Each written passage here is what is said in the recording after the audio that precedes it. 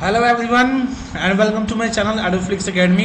मैं नवीन कुमार आप सबका स्वागत करता हूं मैं अपने चैनल पे एडुफ्लिक्स एकेडमी पे। सो माय डियर स्टूडेंट्स, अब आज हम लोग प्लांट पैथोलॉजी का लेक्चर 4 आज हम लोग पढ़ेंगे। ओके, तो अभी तक हमने कुछ लेक्चर्स पढ़े हैं प्लांट पैथोलॉजी में, ठीक है। और आज जो हमारा ये जो टॉपिक रहेगा ये प्लांट पैथोलॉजी का ही फर्दर कंटिन्यूएशन पार्ट रहेगा, जो कि आप हम लोग देखते हैं। आज हम लोग पढ़ेंगे कुछ टर्मिनोलॉजी डिजीज में, जो प्लांट पैथोलॉजी में कुछ टर्मिनोलॉजी आते हैं उसके बारे में हम लोग आज पढ़ेंगे। लास्ट क्लास में हमने पढ़ा था प्लांट पैथोलॉजी का history with special reference to Indian work. आज जो हम लोग पढ़ने वाले हैं माय डियर स्टूडेंट्स, ये terms and concept in plant pathology, ठीक है। ऐसे कुछ टर्म्स हैं उसको हम लोग कंसेप्ट को समझेंगे, प्लांट पैथोलॉजी में उस टर्म्स का क्या मतलब होते हैं। सो फर्स्ट जो पहला जो हमारा टर्म है इसमें क्या है, डिजीज। एंड आई होप आप सब जानते हैं डिजीज क्या होता है। डिजीज एक तरह से एक मैल फंक्शनिंग प्रोसेस है। डिजीज क्या है, एक एबनॉर्मल कंडीशन है हमारे बॉडी का, ठीक है, जो किसी पैथोजन के थ्रू या किसी इन्वायरमेंटल फैक्टर के कारणवश हमारे शरीर में ऑकर होता है और वो एक प्रकार का सफरिंग कॉज करता है, जो कि एक सिम्टम्स फाइनली हमें क्या है उसका सिम्टम हमें दिखता है, ठीक है। तो वही लिखा हुआ है according to Horsfall and Diamond. ये जो हॉर्सफॉल और डायमंड जो साइंटिस्ट उन्होंने डिजीज को डिफाइन किया है कैसे, it may be defined as a mal functioning process that is caused by continuous irritation by a pathogen and or environmental factor resulting in some suffering producing symptoms। Disease क्या है, ये एक तरह से मैल फंक्शनिंग प्रोसेस है। मैल functioning का मतलब क्या होता है, मतलब प्रॉपर तरीके से फंक्शन नहीं होना। मतलब जब प्रॉपर तरीके से फंक्शन नहीं होगा क्या मतलब हमारा वो जो भी बॉडी का जो पार्ट्स है वो क्या हो जाता है, खराब हो जाता है, ठीक है। और वही जो मैल फंक्शनिंग प्रोसेस किसके थ्रू होते हैं, वो continuous irritation by a pathogen, किसी भी पैथोजन के थ्रू कंटिन्यूअस इरिटेशन होता है, डिस्टर्बेंस होता है हमारे बॉडी में या किसी भी इन्वायरमेंटल फैक्टर के थ्रू, और जिससे वो क्या रिजल्ट होता है, हमें नुकसान, उससे क्या हमें होता है, हमारे शरीर में सफरिंग होते हैं, बीमारी सफरिंग वही किसी भी प्रकार के डैमेज हो जाते हैं, ठीक है, जो कि लास्ट में क्या किसी बीमारी का वो हमें सिम्टम शो करता है। ओके, तो उसी को हम क्या डिजीज कहते हैं। डिजीज सिंपल क्या एक एबनॉर्मल कंडीशन है हमारे बॉडी का, जो किसी भी पैथोजन के थ्रू ऑकर होता है, कॉज होता है। ओके, आगे क्या लिखा हुआ है, डिजऑर्डर। डिजऑर्डर अगर हम बोले तो वैसे तो हम लोग बोलते हैं किसी भी चीज का डिजऑर्डर का बोले तो उसका कैसा कंडीशन है एक तरह से, ठीक है। वही लिखा हुआ है कि the disease caused by the deficiency of nutrients और unfavourable environmental are sometimes termed as disorders और फिजियोलॉजिकल डिजऑर्डर्स, मतलब शारीरिक अवस्था बोल सकते हैं, अवस्था बोलेंगे तो किसी भी जो बीमारी, जो कोई भी बीमारी किसी भी न्यूट्रिएंट्स की कमी से या कोई इन्वायरमेंटल कंडीशंस की वजह से जो हमारे प्लांट में होता है उसे हम क्या कहते हैं, उसे हम डिजऑर्डर कहते हैं, ठीक है। तो आई होप ये डिजीज और डिजऑर्डर में आपका क्लियर होगा डिफरेंस। डिजीज क्या है, कोई पैथोजन के थ्रू क्या हो रहा है, हमारे बॉडी में मैल फंक्शनिंग ऑकर हो रहा है, ठीक है, और लास्ट में क्या एक सिम्टम्स होता है। डिजऑर्डर क्या है, किसी भी न्यूट्रिएंट्स या अनफेवरेबल इन्वायरमेंट की वजह से कोई जो डिफिशियंसी होने की वजह से कोई बीमारी कॉज हो रही है, ठीक है, उसे हम क्या कहते हैं, डिजऑर्डर कहते हैं, ठीक है। डिजीज और disorder, I hope it's clear to everyone, ठीक है। आगे क्या है हमारा, पैथोजन। पैथोजन क्या है, it is an agent responsible for inciting pathos element और डैमेज। पैथोजन क्या है, एक एजेंट है, एक मीडियम है जो कि प्लांट में डैमेज कॉज करता है, कोई बीमारी प्रोड्यूस करता है, ठीक है, हमारे प्लांट को सफर कराता है, ठीक है, उसे हम क्या कहते हैं, पैथोजन कहते हैं, ठीक है। और पैरासाइट क्या होते हैं, हिंदी में क्या इसे बोलते हैं, हम परजीवी बोलते हैं, ठीक है। These are the organism which drive the food materials needed for their growth from other living organism the host.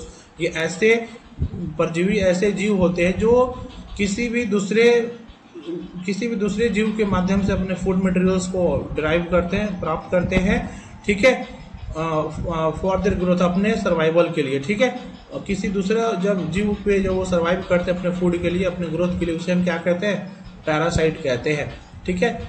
All the pathogens are parasites but all the parasites are not pathogens. जितने भी pathogens होते हैं वो parasites होते हैं, but जो but जितने भी पैरासाइट्स हैं वो पैथोजन नहीं होते हैं। ठीक है, उसका आगे यहाँ पे एक्सप्लेनेशन है, as some of the parasites live on their hosts without causing any damage to them as symbiotic relationships. ठीक है, कुछ ऐसे पैरासाइट्स होते हैं जो होस्ट पे रहते हैं बिना उनको नुकसान पहुंचाए हुए। एक तरह से वो सिम्बायोटिक रिलेशनशिप, एक तरह से वो म्यूचुअल रिलेशनशिप, एक दूसरे को म्यूचुअली बेनिफिट करते हैं। जैसे कि राइजोबियम बैक्टीरियम इन लेगुम रूट्स, लेगुम वाले जो फसल होते हैं उनमें राइजोबियम बैक्टीरियम पाया जाता है जो एक दूसरे को म्यूचुअली बेनिफिट करते हैं। ठीक है, वो एक दूसरे राइजोबियम इस पे क्या अपना फीड करता है और ये लेगुम रूट्स उससे क्या करता है, मतलब राइजोबियम जो कल्चर होता है उसको इससे क्या वो ऑब्टेन करता है जो कि उससे ग्रो होने में हेल्प होते हैं। ठीक है, माइक्रोराइजे एंड लीचेंस ये एक दूसरे के लिए क्या म्यूचुअल बेनिफिशियल होते हैं, ये सिम्बायोटिक रिलेशनशिप होते हैं इन लोगों का। ठीक है, इसीलिए बोला गया हुआ है कि जितने भी पैथोजेंस होते हैं वो पैरासाइट्स होते हैं, but all the parasites are not pathogens. ठीक है, उसका यहाँ पे आपका एक्सप्लेनेशन है। ये जो दो पैरासाइट्स है राइजोबियम बैक्टीरियम लेगुम रूट्स पे रहते हैं, एक दूसरे को हेल्प करते हैं। ठीक है, तो I hope it's clear to everyone. Disease और डिजऑर्डर में आपको भी क्लियर होगा। डिजीज कोई बीमारी है और डिजऑर्डर जो कोई पार्टिकुलर जो हमारा जो डिजीज जैसे ओकर हो रहा है तो पार्टिकुलर जो कंडीशंस किसी भी पार्टिकुलर न्यूट्रिएंट्स की वजह से जो कमी हो रही है उसे हम क्या कहेंगे, डिजऑर्डर कहेंगे, जो पार्टिकुलर जो चीज होते हैं। ठीक है, डिजीज एक ओवरऑल हो गया।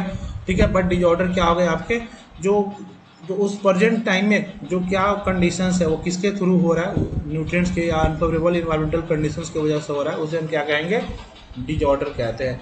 आई hope it's clear to everyone. Okay, next slide में हम देखते हैं बायोट्रॉप्स। ठीक है, बायोट्रॉप्स का मतलब बायो प्लस ट्रॉप्स, यहाँ पे नीचे दिया हुआ है। Biotrophs, bio means living organism and troph means to Norris.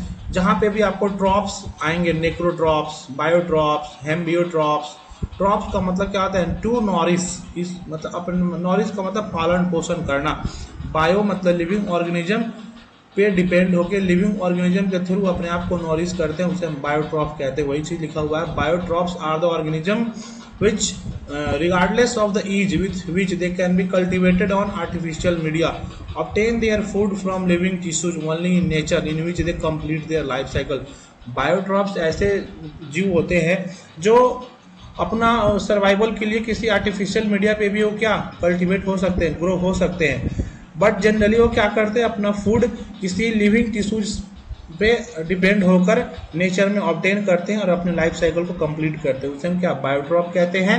वो आर्टिफिशियल मीडिया के थ्रू भी अपने फूड को ऑब्टेन कर सकते हैं, बट जनरली वो किसी न किसी लिविंग टिश्यूज पे ही आश्रित होते हैं जनरली और अपने लाइफ साइकिल को कंप्लीट करते हैं। ठीक है, they were earlier also called obligate parasites, उन्हें हम ऑब्लिगेट पैरासाइट्स भी कहते हैं, जैसे रस्ट हो गया, स्मट्स हो गया, पाउडरी मिल्ड्यू हो गया। ठीक है, let's come to the next slide. इसमें क्या है, सैप्रोफाइट्स, सैप्रोब्स आप लोग जानते होंगे। सैप्रोफाइट्स और सैप्रोब्स क्या होता है, मृत जीवी। मतलब यहाँ से क्लियर है कि ऐसे जीव जो अपना भोजन प्रक्रिया किसी dead and decaying organic matter पे से अपने भोजन को ड्राइव करते हैं, उन्हें हम क्या कहते हैं, सैप्रोफाइट्स कहते हैं। वही लिखा हुआ है, saprophytes are the organisms which derive their nutrition from the dead organic matter. Some parasites and saprophytes may have the faculty or ability to change their mode of nutrition. कुछ ऐसे parasites और saprophytes होते हैं जो अपने mode of nutrition को change करने का उनको ability होता है, but generally जो saprophytes और saprobes होते हैं वो अपना food nutrition organic dead organic matter से ही ड्राइव करते हैं। Okay, let's come to the next point. Facultative saprophytes are ordinarily parasites which can grow and reproduce on dead and organic matter under certain circumstances। Facultative saprophytes ऐसे saprophytes होते हैं, parasites होते हैं जो जनरली अपना जो भी फूड न्यूट्रिशन होते हैं या किस पे ग्रो होते हैं, वो डेड एंड ऑर्गेनिक मैटर पे ग्रो होते हैं, रिप्रोड्यूस करते हैं कोई पर्टिकुलर कंडीशंस में। ठीक है, उन्हें हम क्या कहते हैं, फैकल्टेटिव सैप्रोफाइट्स।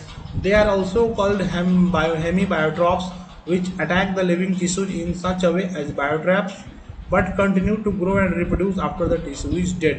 मतलब हेमी बायोट्रैप्स एक तरह से क्या है, वो बायोट्रॉप्स के जैसा किसी लिविंग टिश्यूज को अटैक करते हैं और देन आफ्टर उस पर ग्रो करते हैं, अपना लाइफ साइकिल कंप्लीट करते हैं और देन आफ्टर उसी टिश्यूज जब टिश्यूज डेड कर जाता है तो उसी पे अपने ग्रो करते हैं और उसी पे रिप्रोड्यूस करके अपनी लाइफ साइकिल को कंटिन्यू करते हैं, उसे हम क्या कहते हैं, हेमीबायोट्रॉप्स। और फैकल्टेटिव सैप्रोफाइट्स क्या है, ऐसे पैरासाइट्स जो ग्रो करते हैं, रिप्रोड्यूस करते हैं किसी डेड ऑर्गेनिक मैटर पे किसी पर्टिकुलर कंडीशन में, ठीक है।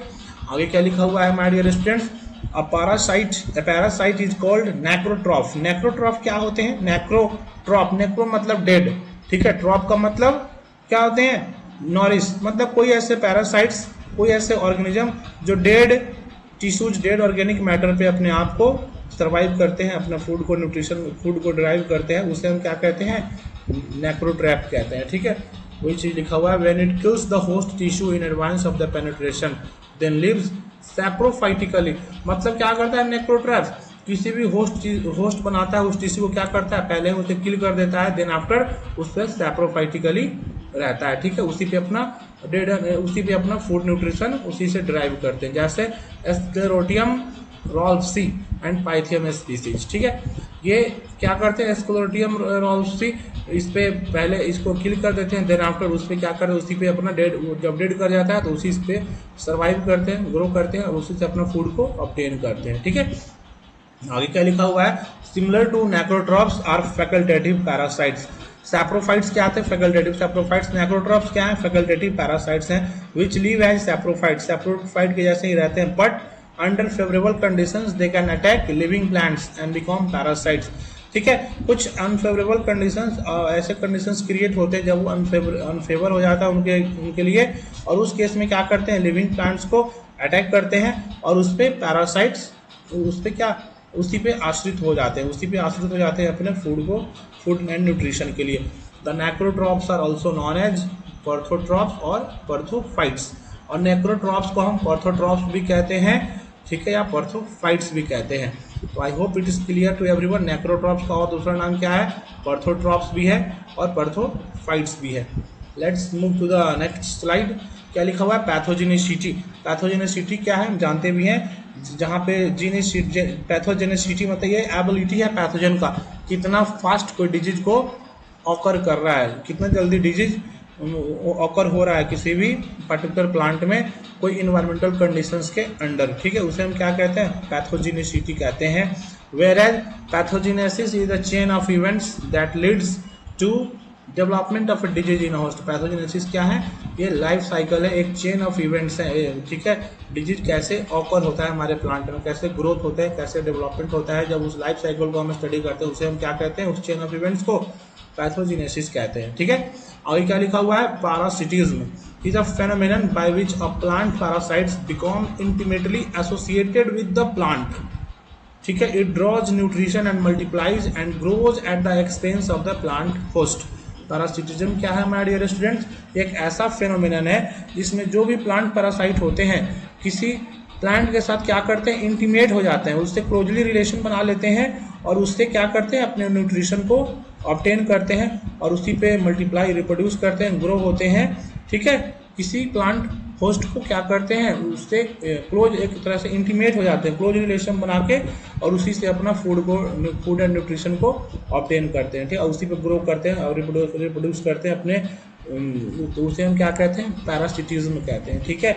ये वही है, पैरासाइट्स ही हैं, बट जब ये फेनोमेनन होते हैं और जब फेनोमेनन को हम क्या कहते हैं, पैरासिटिज्म कहते हैं। I hope it's clear to everyone. Parasites जो जिस प्रोसेस से गुजरते हैं उसी प्रोसेस को हम क्या कहते हैं, पैरासिटिज्म कहते हैं, ठीक है। आगे क्या लिखा हुआ है, virulence is a measure or degree of pathogenicity of an isolate or race of the pathogen। Virulence क्या है, ये इंडिकेट कर रहा है कि जो पैथोजेनिसिटी है, जो डिजीज को कॉज करने का जो कैपेसिटी है वो कितना फास्ट है, कितना फास्ट, कितना डिग्री से वो ऑकर हो रहा है, कितना फास्ट वो ऑकर हो रहा है, ठीक है। वो पैथोजन कितना जल्दी उस डिजीज को फास्ट ऑकर करा रहा है किसी भी प्लांट में, उसे हम क्या कहते हैं, वायरुलेंस कहते हैं। वायरुलेंस का मतलब कितना फास्ट, कितना तेजी से वो डिजीज, वो पैथोजन ऑकर हो रहा है, पैथोजन डिजीज को कॉज कर रहा है, ठीक है, उसे हम क्या बोलेंगे, वायरुलेंस बोलेंगे, ठीक है। आगे क्या लिखा हुआ है, the term aggressiveness is often used to describe the capacity of a pathogen to invade and grow in the host plant and to reproduce on or on it। क्या लिखा हुआ है, एग्रेसिवनेस का मतलब क्या, नाम से इंडिकेट हो रहा है, एग्रेसिव, कितना मतलब एग्रेसिव है, इनर्जेटिक कितना है, उसी को एग्रेसिवनेस क्या होते हैं, ये एक कैपेसिटी को डिस्क्राइब करते हैं। किसके कैपेसिटी को, पैथोजन के कैपेसिटी को डिस्क्राइब करते हैं कि कितना फास्ट वो किसी होस्ट प्लांट को इन्वेड करता है और ग्रो होता है और अपने लाइफ साइकिल को, मतलब अपने ग्रो होते हैं और कैसे कितना जल्दी उस पर अपना फर्दर लाइफ साइकिल को वो ग्रो करा के उस पार्टिकुलर प्लांट में अपने प्लांट में क्या उसको डिजीज को वो कॉज कराते हैं। मतलब एग्रेसिवनेस क्या हुआ, एक तरह से ये वायरुलेंस जैसा ही है, बट ये कितना वायरुलेंस क्या था, कितना फास्ट हो रहा है, ठीक है। और ये एग्रेसिवनेस क्या है, कितना जल्दी कितना फास्ट उस पे क्या इन्वेड कर रहे हैं और कितना जल्दी वो ग्रो हो रहा है उनका लाइफ साइकिल, ठीक है। तो उसे हम क्या कहते हैं, एग्रेसिवनेस कहते हैं। आई होप थोड़ा सा ये जो वर्ड वायरुलेंस है, एग्रेसिवनेस है, थोड़ा क्लियर है। थोड़ा सा सिमिलर लगते हैं पर थोड़े से अंतर है। वायरुलेंस कितना फास्ट वो डिजीज को, पैथोजन कितना फास्ट वो कॉज कर रहा है, और एग्रेसिवनेस क्या है, कितना फास्ट, ठीक है, पैथोजन इन्वेड कर रहा है और अपना लाइफ साइकिल को उसको कंप्लीट कर रहा है, उसे हम क्या कहते हैं, एग्रेसिवनेस कहते हैं। इम्यूनिटी आप सब जानते होंगे। इम्यूनिटी का मतलब क्या होता है, शरीर का एक तरह से जो हमारा क्षमता होता है हम उसे इम्यूनिटी कहते हैं। वही लिखा, immunity of A plant against disease is absolute quality. अगर किसी भी प्लांट का इम्यूनिटी अच्छा है तो उसका क्वालिटी, उस प्लांट का किसी भी प्लांट को डिजीज के अगेंस्ट फाइट करने का जो उसका क्षमता है उसे हम क्या कहते हैं, इम्यूनिटी कहते हैं, ठीक है। It denotes the freedom of plant from disease when the pathogen can not establish parasitic relationship with the host. ये इम्यूनिटी किस चीज को डिनोट करता है कि कोई भी प्लांट डिजीज से कितना फ्री है, ठीक है। जब कोई पैथोजन किसी होस्ट पे अपना पैरासिटिक रिलेशनशिप नहीं बना पाता है, क्यों नहीं बना पाता है, क्योंकि उस प्लांट का इम्यूनिटी जो है, उसका जो शारीरिक जो क्षमता है, शारीरिक जो उसमें जो इंटरनल जो प्रोसेस है वो फास्ट है और उस डिजीज के अगेंस्ट रेसिस्ट कर जा रहे हैं, तो उसे हम क्या कहते हैं, इम्यूनिटी कहते हैं, ठीक है। जैसे कोरोना में आया था ना कि इम्यूनिटी, जिसका इम्यूनिटी सही नहीं है उसको एक कोरोना डिजीज हो जा रहा है, तो उसी से रिलेटेड है। जिस प्लांट का इम्यून पावर सही है तो उसमें क्या होते हैं, ये जो पैथोजन होते हैं अपना रिलेशनशिप एस्टेब्लिश नहीं कर पाते हैं किसी होस्ट पे, तो उसे हम क्या बोलते हैं, उस चीज़ को, प्रोसेस को हम इम्यूनिटी कहते हैं, ठीक है। So I hope it's clear to everyone. Let's move to the next slide. क्या है हमारा, hyper sensitivity. Hyper sensitivity is the extreme degree of susceptibility in which there is a rapid death of the cells in the vicinity of the invading pathogen. क्या लिखा हुआ है, देखो my dear student, ये term थोड़ा बड़े बड़े लग रहे हैं बट आपको कंफ्यूज नहीं होना है, बहुत ही आसान है। हाइपर सेंसिटिविटी, अगर इसको ब्रेक करके पढ़ें, सेंसिटिविटी मतलब कोई प्लांट कितना किसी डिजीज को, मतलब डिजीज के प्रति कितना सेंसिटिव है, कितना उसको फाइट करने में वो फास्ट है, उसे हम क्या कहेंगे, हाइपर सेंसिटिविटी कहेंगे। वही लिखा हुआ है कि कितना वो ससेप्टेबिलिटी है, किसी पैथोजन जब अटैक करते हैं तो कितने उसके प्रति वो ससेप्टेबल है, कितना फाइट करता है, ठीक है। जब हमारा प्लांट किसी पैथोजन के अगेंस्ट ससेप्टेबिलिटी हो जाता है, फाइट कर लेता है, तो उस केस में क्या होता है, वहाँ पे उस पैथोजन का जो सेल होते हैं वो डेथ कर जाते हैं। उस केस में क्या हो जाता है, हमारे प्लांट पे वो इन्वेड नहीं कर पाते हैं, आक्रमण नहीं कर पाते हैं, मतलब हमारे प्लांट पे वो अपना कॉज नहीं कर पाते हैं, ठीक है, उनमें कोई डिजीज नहीं होते, तो उसे ही हम क्या कहते हैं, हाइपर सेंसिटिविटी। जब हमारा प्लांट ससेप्टिबिलिटी बहुत उनके पास कैपेसिटी होता है उस प्लांट डिजीज उस पैथोजन से फाइट करने का, तो उस केस में क्या हो जाता है, जो पैथोजन के जो सेल्स होते हैं वो डेथ कर जाते हैं, ठीक है। तो उसी को हम क्या कहते हैं, हाइपर सेंसिटिविटी कहते हैं। पहला वाला, इसके पहले का पॉइंट क्या था, इम्यूनिटी था, ठीक है, प्लांट कितना स्ट्रांग है उस पैथोजन के अगेंस्ट फाइट करने में, ठीक है। और आगे क्या लिखा हुआ था, हाइपर सेंसिटिविटी, कितने फास्ट है, ठीक है, कितना फास्ट है उस पैथोजन के अगेंस्ट वो फाइट करने में, उसे हम क्या बोलेंगे, हाइपर सेंसिटिविटी। वही लिखा हुआ है। ये कैसे ये प्रोसेस ऑकर होता है, it halts the further progress of the pathogen. जब हमारा प्लांट का इम्यूनिटी सही रहेगा तो ऑब्वियसली क्या रहेगा, उस प्लांट में उस पार्टिकुलर पैथोजन का सेल्स ग्रो नहीं हो पाएगा। जब ग्रो नहीं हो पाएगा तो उसका प्रोग्रेस वहीं पे रुक जाता है। हॉल्ट्स का मतलब रुक जाना। Thus, hypersensitivity is a sign of very high resistance approaching immunity। ये इम्यूनिटी से रिलेटेड टर्म है। इम्यूनिटी में हमारा प्लांट कितना पावरफुल है, कितना मतलब वो डिजीज के अगेंस्ट वो कितना क्या है, डिजीज के अगेंस्ट कितना सर्वाइव कर रहा है, हमारे प्लांट का फंक्शन कितना अच्छा हो रहा है, वो क्या है, इम्यूनिटी है। और हाइपर सेंसिटिविटी कितना फास्ट हमारा प्लांट उस पैथोजन के अगेंस्ट फाइट कर रहा है, अपने आप को उससे प्रोटेक्ट कर रहा है उस पैथोजन से, उसे हम हाइपर सेंसिटिविटी कहेंगे। वही लिखा हुआ है, hyper sensitivity is a sign of very high resistance. Hyper sensitivity क्या है? ये साइन है कि हमारा प्लांट कितना रेजिस्ट कर रहा है, एक तरह से कितना इम्यून उसका इम्यूनिटी पावर सही है प्लांट का, उसको रेजिस्ट कर जा रहा है उस पैथोजन को, उसे ही हम क्या कहते हैं? हाइपर सेंसिटिविटी कहते हैं। इन्फेक्शन क्या होता है my dear students? Infection is the establishment of the parasitic relationship between the pathogen and host following entry और पेनिट्रेशन। इन्फेक्शन क्या होता है? जब कोई भी पैथोजन प्लांट पे पेनिट्रेट करता है, ठीक है, तो उस समय क्या करता है? वो अपने होस्ट प्लांट से रिलेशनशिप बनाता है एक तरह से, उसी को हम क्या कहते हैं? इन्फेक्शन। ठीक है, आगे क्या लिखा हुआ? Incubation period is the time elapsing between penetration and completion of infection. Example I डॉटी का मतलब दैट इज, मतलब example the development of the disease symptoms. Incubation period क्या होता है? जब फर्स्ट टाइम कोई पैथोजन हमारे होस्ट प्लांट पे पेनिट्रेट कर रहा है, अपना इन्फेक्शन कर रहा है, तो उस दिन से लेकर वो इन्फेक्शन पूरा जब कंप्लीट हो जाता है तो उस पीरियड को हम क्या कहते हैं? Incubation period. जब फाइनली जब वो डिजीज ऑकर हो जाता है तो हम क्या देखते हैं? वो सिम्टम्स देखते हैं कि किस डिजीज का सिम्टम्स है। तो उस पीरियड के बीच जब फ्रॉम द फर्स्ट डे जब वो पेनिट्रेट करता है, इन्फेक्ट करता है, और लास्ट डे तक जब डिजीज साइकिल कंप्लीट हो जाता है, तो उस पीरियड को हम क्या कहते हैं? इनक्यूबेशन पीरियड कहते हैं। I hope it's clear to everyone.